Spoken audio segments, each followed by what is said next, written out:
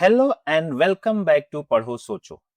जैसा कि हमने लास्ट वीडियोस में डिस्कस किया, growth and development, stages of development, principles of development, तो इसी सीरीज में आगे बढ़ते हुए आज एक और इम्पोर्टेंट टॉपिक को डिस्कस करेंगे। लेकिन उससे पहले एक इम्पोर्टेंट सवाल, what makes us the way we are today? जैसे भी हम आज हैं वैसा हमें क्या बनाता है? इज इट हेरिडिटी और एनवायरमेंट? क्या ये हमें माता-पिता के जीन्स या हेरिडिटी की वजह से हम ऐसे हैं, या फिर जिस सोसाइटी में हम रहते हैं उसके एनवायरनमेंट की वजह से ऐसे हैं? Keep the question in your mind and let's start the session. अंत में हम क्लियर कहेंगे कि हम ऐसे क्यों हैं। तो आज हम डिस्कस करेंगे हेरिडिटी एंड एनवायरनमेंट है क्या?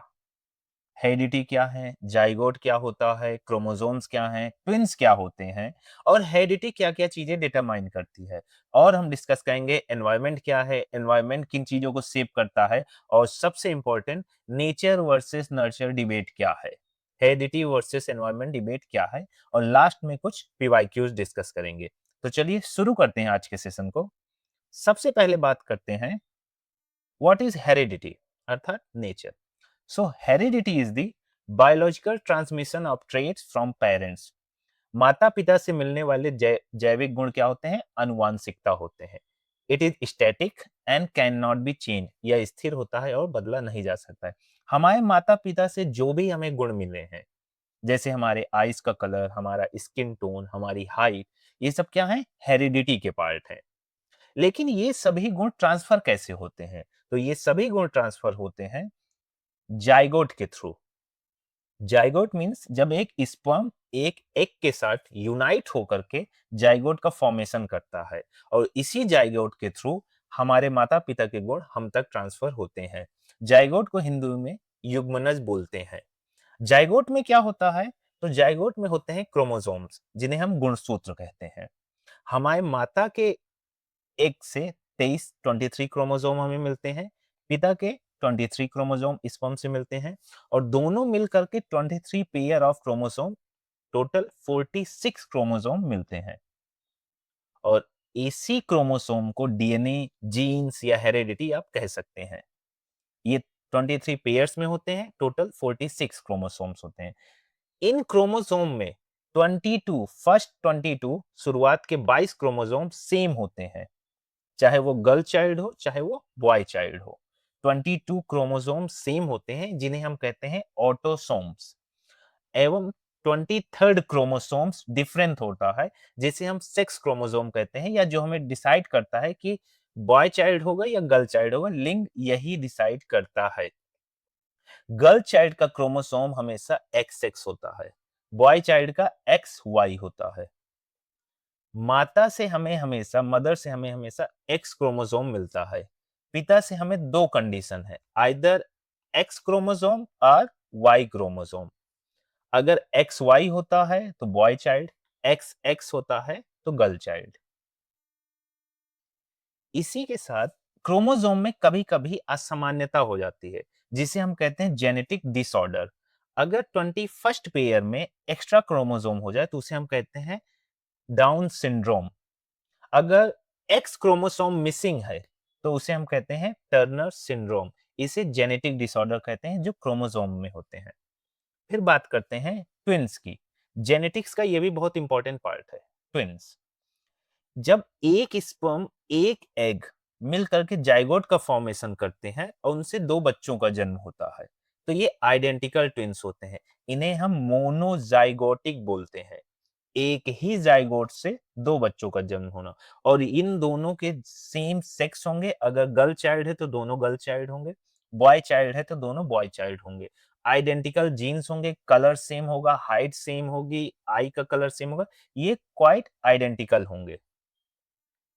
फिर एक दूसरी कंडीशन है, जब दो स्पर्म और दो एग एक साथ फर्टिलाइज्ड हों अलग-अलग, और दो जाइगोट के फॉर्मेशन से ट्विन्स का जन्म हो, तो उन्हें हम फ्रैटर्नल ट्विन्स कहते हैं या डाइजाइगोटिक होते हैं। ये दोनों नॉर्मल सिबलिंग्स की तरह होते हैं। इनमें आइडेंटिकल नहीं होते हैं, दोनों के कलर अलग होंगे, हो सकता है दोनों के सेक्स भी डिफरेंट हो, एक गर्ल हो सकता है, दूसरा बॉय भी हो सकता है। फिर बात करते हैं हेरिडिटी डिटरमाइन क्या करती है, हेरिडिटी क्या-क्या चीज़ें हैं जिनको वो डिसाइड करती है। तो सबसे पहला हमारा फिजिकल फीचर्स, हमारी आई का कलर, हमारी हाइट, ये सब क्या हेरिडिटी से हमें मिलते हैं। अगर हमारे माता-पिता की हाइट 6 फीट है, 7 फीट है, तो ऑटोमैटिकली हमारी भी हाइट 6-7 के अप्रॉक्सिमेट होगी। ये कैसे डिसाइड होता है? हेरिडिटी के थ्रू, आनुवांशिकता के थ्रू। दूसरा डिसाइड करते हैं पोटेंशियल रेंज ऑफ इंटेलिजेंस, संभावित सीमा तय करती है, रेंज तय करती है। एंड टेम्परामेंट टेंडेंसी, हमारे जो भी स्वभाव की प्रवृत्तियां हैं वो भी हेरिडिटी से हमें मिलती है। फिर बात करते हैं इनहेरिटेड डिसऑर्डर, कुछ अनुवांशिक रोग भी हैं जो हमें पेरेंट्स से मिला करते हैं। ध्यान देंगे टर्नर सिंड्रोम, डाउन सिंड्रोम ये जेनेटिक डिसऑर्डर है, इनहेरिटेड डिसऑर्डर नहीं है। Inherited disorder like colour blindness हो गया, सिकल सेल डिजीज हो गया, ये आपका क्या है? इनहेरिटेड डिसऑर्डर है। अब बात करते हैं दूसरे फैक्टर की, एनवायरनमेंट की। जीन्स के अलावा जो भी हमारे सराउंडिंग में है, एवरीथिंग, वो क्या है? हमारे एनवायरनमेंट का पार्ट है। एनवायरनमेंट हमारा डायनामिक होता है और ये चेंज होता रहता है। जैसे कि हम इंडिया में पैदा हुए हैं, बाद में हम यूरोप शिफ्ट हो गए, तो क्या हुआ? एनवायरनमेंट चेंज हो गया। Financial condition, everything is the part of environment. Environment के टाइप्स में देखें, सबसे पहले बात करते हैं फिजिकल एनवायरनमेंट। जैसे आप कहाँ पैदा हुए हैं? आप जम्मू कश्मीर में पैदा हुए हैं, आप राजस्थान में जन्म लिए हैं, या नॉर्दर्न पार्ट में, सदर्न पार्ट में, यूरोप में, अमेरिका में, ये क्या है? फिजिकल एनवायरनमेंट हो गया। फिर हमारा सोसाइटी, हम किस सोसाइटी में जन्म लेते हैं, कल्चर क्या है, इकोनॉमिक कंडीशन क्या है, पॉलिटिकल इन्फ्लुएंस कैसा है वहाँ पे, ये सभी क्या होते हैं? हमारे एनवायरनमेंट हैं जो कि हमें शेप करते हैं, डिसाइड करते हैं। अब एनवायरनमेंट डिसाइड क्या-क्या करता है? तो सबसे पहले चीज़ डिसाइड करता है एनवायरनमेंट, हम जो भी लैंग्वेज बोलते हैं वो एनवायरनमेंट डिसाइड करता है। जैसे अगर हम नॉर्दर्न पार्ट ऑफ इंडिया में पैदा होते हैं, तो हम हिंदी भाषा का यूज़ करते हैं। अगर हम यूरोप में पैदा होते हैं, तो ऑटोमैटिकली हम इंग्लिश बोलते हैं। क्योंकि जो भी हमारे एनवायरनमेंट में लैंग्वेज होगी, उसी को हम अडॉप्ट करते हैं, वही लैंग्वेज हम बोला करते हैं। हमारा बिहेवियर कैसा होगा, ये भी एनवायरनमेंट डिसाइड करता है। हमारी personality traits, skills, values and attitudes, जैसे अगर घर में पेरेंट्स थैंकफुल हैं, रिस्पेक्ट देते हैं एक-दूसरे को, एक-दूसरे की रिस्पेक्ट करते हैं, हमेशा प्लीज़, थैंक यू वर्ड का यूज़ करते हैं, तो ऑटोमैटिकली हम भी ऐसे वर्ड का यूज़ करेंगे। अगर हमारे एनवायरनमेंट में ऐसे लोग हैं, जो हेल्पफुल हैं, काइंड हार्टेड हैं, तो हम भी हेल्पफुल होंगे, काइंड हार्टेड होंगे। अगर हमारे एनवायरनमेंट में ऐसे लोग हैं, जो अब्यूज़िव वर्ड का यूज़ करते हैं, हमेशा लड़ाई करते रहते हैं, तो ऑटोमैटिकली हम भी ऐसे ही होंगे। ये एनवायरनमेंट डिसाइड कर रहा है।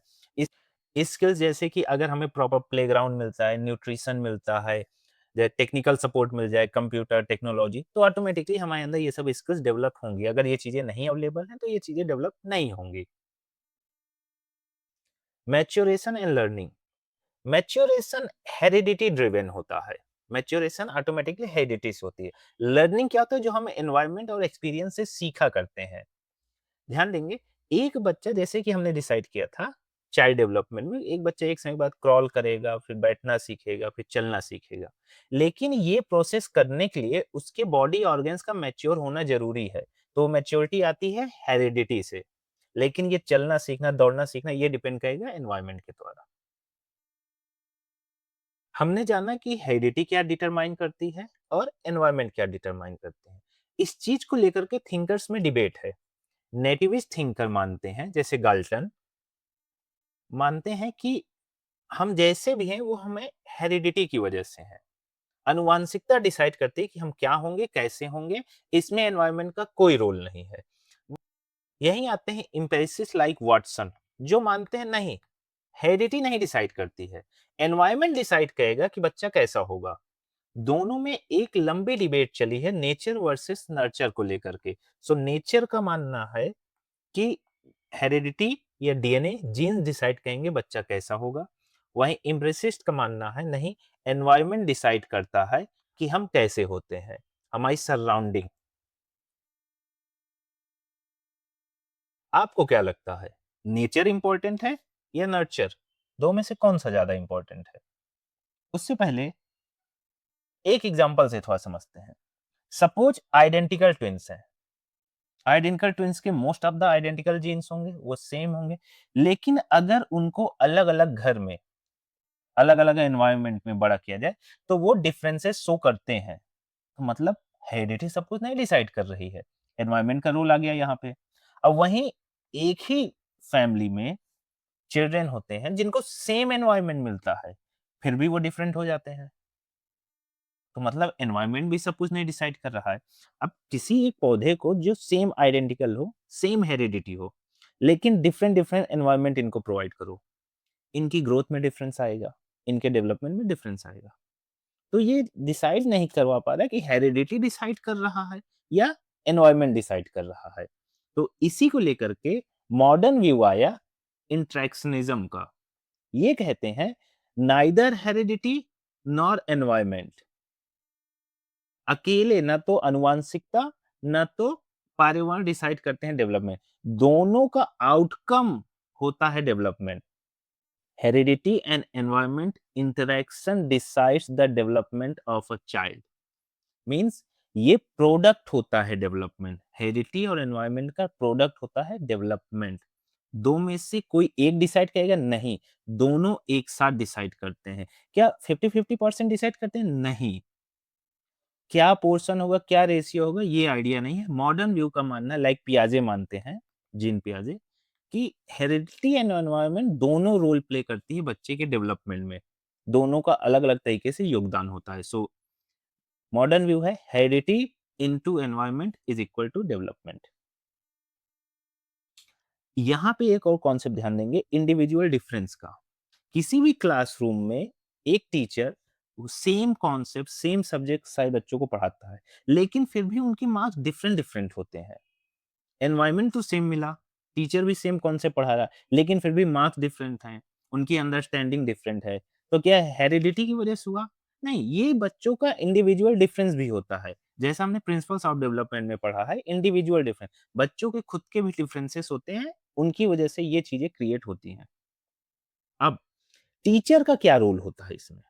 जब हेरिडिटी एनवायरनमेंट सब डिसाइड कर रहे हैं, तो टीचर क्या कर सकता है? क्योंकि हेरिडिटी एक लेवल तक रेंज डिसाइड कर सकती है, लेकिन उस रेंज को अचीव करने के लिए एनवायरनमेंट का होना बहुत जरूरी है। सो एक टीचर का रोल है कि वो एक ऐसा कंड्यूसिव एनवायरनमेंट प्रोवाइड करे जिससे बच्चा अपने फुल पोटेंशियल तक पहुंच सके। यहां ध्यान देंगे, सबसे इंपॉर्टेंट, किसी भी बच्चे का डेवलपमेंट उसके हेरिडिटी और एनवायरनमेंट का प्रोडक्ट होता है।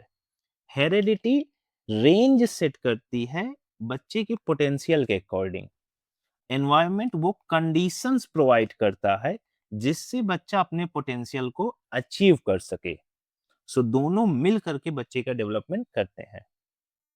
आई होप कॉन्सेप्ट क्लियर हो गया होगा।